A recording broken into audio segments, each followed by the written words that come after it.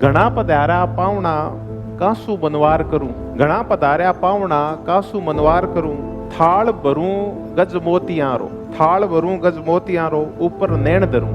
आपका पुनः बहुत बहुत धन्यवाद। 23 सितंबर को रिजल्ट आता है। आप में से शायद किसी ने कल्पना नहीं की होगी कि ऐसा परिणाम भी आएगा।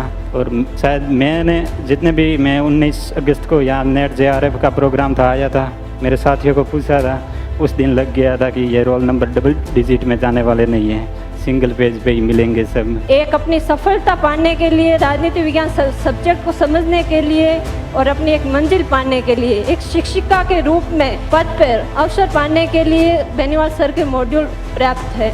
मैंने वही पढ़े।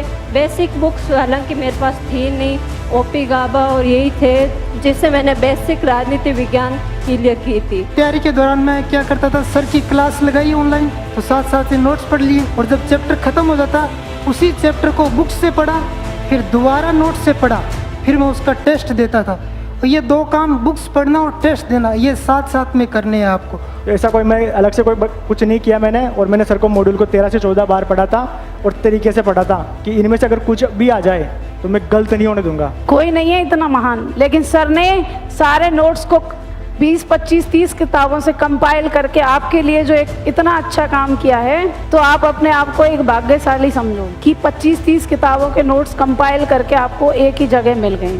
और विशेष तौर पर पॉलिटिकल साइंस का सिलेबस तो याद होना ही चाहिए। कारण ये है क्योंकि ये सिलेबस इतना बिखरा हुआ है, इसकी जो पाठ्य सामग्री है वो एक जगह हमें मिलती नहीं है कहीं पर भी। तो इसलिए अगर सिलेबस माइंड में रहेगा तो हम किसी भी किताब से या किसी भी नोट से उनका अध्ययन कर सकते हैं। मेरा जहाँ तक मानना है बहुत ज़रूरी है बदलते पैटर्न में, क्योंकि आप किसी भी ऑथेंटिक सोर्स से या इवन सर के नोट्स से आप उस डिमांड को उस स्तर तक फुलफिल नहीं कर सकती कि आप श्योर हो जाओ। सर के नोट्स आपको बहुत हद तक उस स्तर तक पहुंचा देंगे, लेकिन आपको अपना टच देना पड़ेगा आगे।